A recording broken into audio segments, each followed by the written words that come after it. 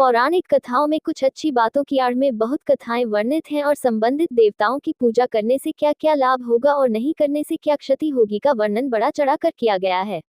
लोग लाभ के लोभ और क्षति के भय से उससे संबंधित देवता की पूजा अर्चना करते हैं। पुराणों के संबंध में स्वयं व्यास जी कहते हैं, अष्टादश पुराणेषु व्यासस्य वचनद्वयम्, परोपकाराय पुण्यम पापाय परपीड़नम्, अर्थात परोपकार ही पुण्य है और परपीड़ा पहुंचाना पाप है। प्रायः सभी पुराण शिक्षाप्रद कथाओं के संग्रह हैं। भारतवर्ष में प्राचीन काल में साहित्य को काव्य, इतिहास और पुराण के वर्गों में बांटकर लिखने की परंपरा थी। इसीलिए तत्ववेता गण पौराणिक साहित्य को धर्मशास्त्र की श्रेणी में नहीं गिनते हैं। इन पुराणों में जो अच्छे तत्व हैं उन्हें अंगीकार किया जा सकता है। भारतवर्ष में ही सनातन धर्म की वास्तविक बातें बताई गई तथा समझाई गई, इसीलिए भारतीय धर्म विज्ञान को सनातन धर्म कहना कतई अनुचित नहीं है। भारतवर्ष ही वह पुण्य भूमि है जहाँ परमब्रह्म तारक ब्रह्म का आविर्भाव सदाशिव और श्री कृष्ण के नाम रूप में हुआ था। भारत भूमि से ही मानवीय संस्कृति और सभ्यता का प्रकाश संपूर्ण विश्व को प्रकाशित किया है। आज समाज का हर प्रकार से पतन हुआ है। धर्म चेतना की समाप्ति के कारण धर्महीनता सर्वत्र व्याप्त है।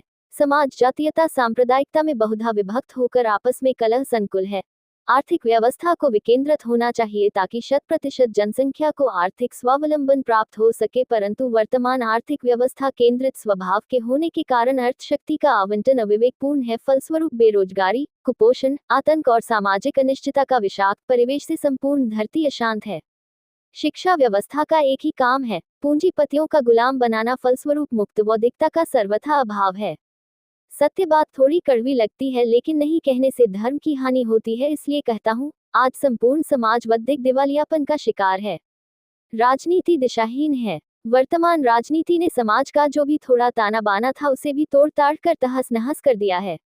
आज मनुष्य समाज में रहकर भी अकेला है। मनुष्य यौत जीवी प्राणी है, इसलिए समाज के अभाव में उसका अस्तित्व हमेशा संकट में रहेगा। यौत जीवी जीव के मनस्तत्व का विरोधी व्यवस्था है लोकतंत्र। हम लोगों के गांवों में एक लोकोक्ति है, एक बड़ा तो सब बड़ा, सब बड़ा तो गड़बड़ा। इसलिए आज का राजनीतिक परिवेश मानवता के प्रतिकूल अत्यंत भयावह है। लोकतांत्रिक व्यवस्था में सुविधा भोगियों के लिए ही सभी प्रकार का अवसर रहता है।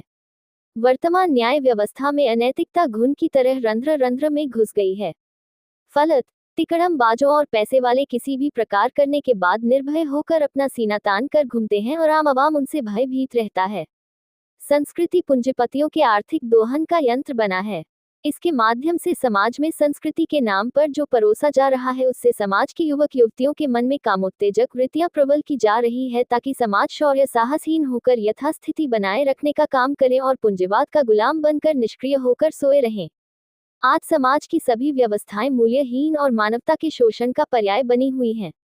धर्म, समाज, अर्थनीति, राजनीति, संस्कृति, न्याय, शिक्षा, मंदिर, मस्जिद, गिरिजा, गुरुद्वारा इत्यादि का निर्माण मनुष्य की जीवन यात्रा को सुगम बनाने, सरल और अनुकूल बनाकर उसे उसके चरम लक्ष्य में प्रतिष्ठित होने के लिए किए गए हैं।